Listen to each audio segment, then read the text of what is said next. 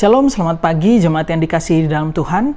Sebelum kita akan bersama-sama melaksanakan seluruh aktivitas dan pekerjaan kita sepanjang hari ini, mari kita melandasi hidup kita melalui kebenaran firman Tuhan. Namun sebelum kita akan mendengarkannya, mari kita berdoa terlebih dahulu.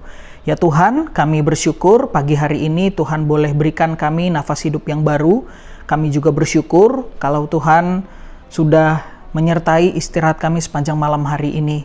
Ya Tuhan, sebentar lagi kami akan bersama merenungkan dan membaca kebenaran firman-Mu.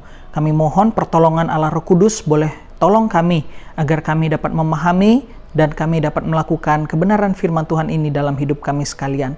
Terpujilah nama-Mu demi Tuhan kami Yesus Kristus. Kami berdoa dan bersyukur. Amin. Saudara sekalian, hari ini kita akan bersama membaca dan merenungkan firman Tuhan di dalam Lukas 24 ayat yang ke-36 hingga ayat yang ke-40. Saya akan bacakan ayat ini bagi Bapak Ibu Saudara sekalian. Di bawah perikop judul, Yesus menampakkan diri kepada semua murid. Dan sementara mereka bercakap-cakap tentang hal itu, Yesus tiba-tiba berdiri di tengah-tengah mereka dan berkata kepada mereka, "Damai sejahtera bagi kamu." Mereka terkejut dan takut dan menyangka bahwa mereka melihat hantu. Akan tetapi ia berkata kepada mereka, "Mengapa kamu terkejut dan apa sebabnya timbul keraguan-raguan di dalam hatimu? Lihatlah tanganku dan kakiku, aku sendirilah ini. Rabalah aku dan lihatlah, karena hantu tidak ada daging dan tulangnya seperti yang kamu lihat padaku." Sambil berkata demikian, ia memperlihatkan tangan dan kakinya kepada mereka. Ayat yang ke-46. Katanya kepada mereka, ada tertulis demikian, Mesias harus menderita dan bangkit dari antara orang mati pada hari yang ketiga. Dan lagi dalam namanya berita tentang pertobatan dan pengampunan dosa harus disampaikan kepada segala bangsa, mulai dari Yerusalem. Kamu adalah saksi dari semuanya ini. Sedemikian jauh pembacaan firman Tuhan bagi kita pagi ini.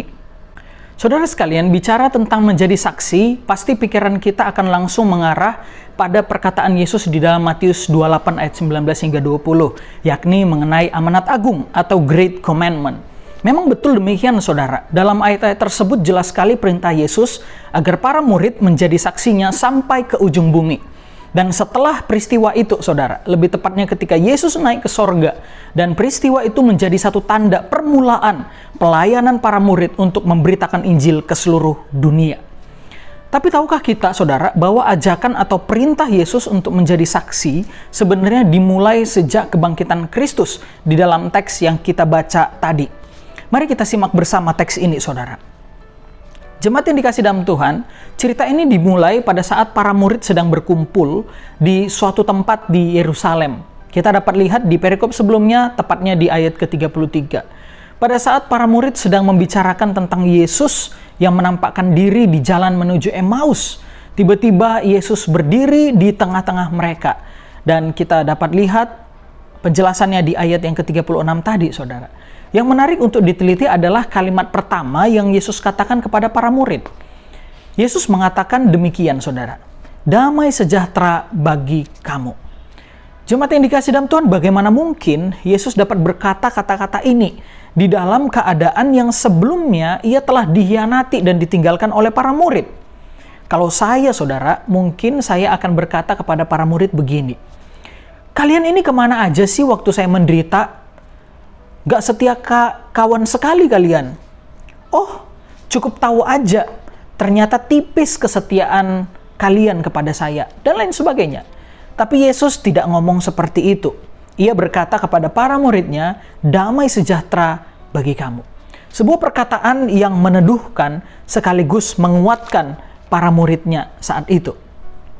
Namun saudara, kehadiran Yesus di tengah mereka bukannya membuat mereka senang dan bahagia, tetapi respon pertama mereka adalah justru terkejut. Sebagai manusia tentu wajar bila kita terkejut saat mendapati situasi semacam itu, saudara. Tapi keterkejutan para murid bukan keterkejutan biasa, melainkan terkejut karena ragu. Keraguan mereka ini dikonfirmasikan di ayat yang ke-38. Dituliskan demikian, saudara. Akan tetapi ia berkata kepada mereka, "Mengapa kamu terkejut dan apa sebabnya timbul keraguan-raguan di dalam hati kamu?" Namun kemudian di ayat ke-39 Yesus meminta para murid untuk melihat dan menyentuh dirinya. Hal ini dilakukan agar para murid tidak ragu akan kebangkitan Kristus atau dirinya. Sejenak merenung akan peristiwa para murid yang meragukan Yesus ini, Sebenarnya kalau kita lihat di zaman sekarang masih ada banyak orang yang menyangkal kebangkitan Kristus. Bukan hanya dari kalangan Yahudi atau dari kalangan keyakinan seberang, bahkan kalangan Kristen sendiri pun ada yang juga masih meragukannya atau tidak percaya. Hipotesa yang banyak berkembang adalah bahwa Yesus sebenarnya tidak mati, tetapi ditinggalkan dalam keadaan yang koma, saudara. Dan entah bagaimana ceritanya, Yesus ketika berada di dalam kubur tersebut, Yesus kemudian siuman dari keadaan kritisnya dan lalu pergi dari kubur itu. Mari kita telaah terlebih dahulu hipotesa ini, saudara. Dan saya mengajak kita untuk berpikir. Yang pertama, menurut sejarah Romawi, penyiksaan terhadap Yesus itu begitu mengerikan. Dan sangat kecil kemungkinan orang yang mengalami peristiwa penyaliban itu bisa selamat. Lagi pula, saudara, biasanya para prajurit Romawi pasti memastikan kematian orang yang tersalib. Jika prajurit lalai untuk mengerjakan tugasnya, maka hukuman mati menanti mereka, saudara. Yang kedua, kalaupun Yesus bersiuman dari komanya, pertanyaannya bagaimana ia dapat menggulingkan batu yang besar itu, yang menutup kuburan itu, dengan tangan yang telah terluka atau berlubang paku itu. Yang ketiga, kalaupun Yesus dapat menggulingkan batu, lalu bagaimana Yesus dapat menghadapi para penjaga yang menjaga kubur itu? Apakah Yesus kemudian bergulat dengan mereka? Yang keempat, saudara, jikapun Yesus membuat para penjaga itu akhirnya setengah mati, lalu apakah Yesus dapat berjalan bermil-mil jauhnya dengan keadaan kaki yang berlobang paku itu? Yang kelima, andaikan Yesus berhasil dan dapat masuk ke ruangan atau tempat di mana para murid ada, kira-kira apakah para murid akan percaya pada berita kebangkitan tubuh atau tubuh yang baru yang dimuliakan, yang Yesus beritakan dan tunjukkan kepada mereka? Apakah para murid percaya kepada Yesus ketika melihat tubuh Yesus yang berlumuran darah dan setengah mati itu? Sebagai tambahan, saudara sekalian, di ayat yang ke-40 hingga 41, Yesus menunjukkan bukti penderitaannya secara dekat kepada para muridnya, bahkan menyuruh muridnya untuk melihat dan menyentuhnya. Murid dapat melihat keaslian tubuh Kristus, dan ini tak dapat direkayasa tentunya, saudara. Semua ayat-ayat dan fakta ini meruntuhkan semua hipotesa tadi, bukan? Dan kita tersadar bahwa kebangkitan Kristus adalah fakta historis yang tidak terbantahkan sama sekali. Lagi pula, jika Kristus tidak benar bangkit dari kematian, untuk apa para murid rela memberikan nyawanya untuk sebuah berita kebohongan, saudara? Setelah semua kisah ini, kehadiran Yesus di tengah para murid, pertunjukan bekas luka dan penderitaan di tubuh Yesus kepada mereka, lalu apa yang Yesus harapkan sebenarnya kepada para murid? Di ayat ke-46 hingga 48 kita menemukan jawabannya. Dituliskan demikian, saudara sekalian. Katanya kepada mereka, ada tertulis demikian, Mesias harus menderita dan bangkit dari antara orang mati pada hari yang ketiga. Dan lagi, dalam namanya berita tentang pertobatan dan pengampunan dosa harus disampaikan kepada segala bangsa, mulai dari Yerusalem. Kamu adalah saksi dari semuanya ini. Saudara sekalian, kebangkitan Kristus menekankan pada peran para murid sebagai saksi kematian dan kebangkitan Kristus. Lalu bagaimana caranya kita dapat menjadi saksi, saudara? Yang pertama, jangan bersembunyi di balik tembok dan bersedih diam-diam dalam kamar. Keluarlah dari keraguan dan beritakan kematian dan kebangkitan Kristus dengan kata-kata dan kehidupan kita.